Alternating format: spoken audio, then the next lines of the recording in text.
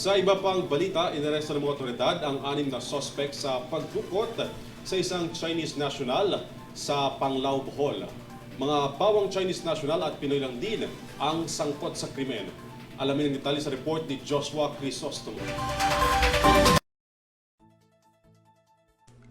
Arestado ang 6 na hinihinalang sospek sa Bohol ngayong araw matapos tukutin ng isang Chinese business national sa Panglao Island nitong Lunes. Kabilang sa mga naarestong sospek ang 4 na Chinese national at 2 Pilipino. Kasabay sa pagkakaaresto ng mga ito, ang pagkakasagip din ng mga otoridad sa biktima na 53 taong gulang. Ayon sa Bohol Police Provincial Office, agad silang nagsagawa ng plano at aksyon matapos makatanggap ng report mula sa kaanak ng biktima kahapon na nanghihingi umano ng ransom ang mga sospek. Agad naman na natunton ng mga otoridad ang mga sospek matapos nilang matrack sa CCTV ang insidente at i-monitor ang lugar ng mga ito. Samantala, nasa kustudiya naman ng PNP ang 6 na sospek.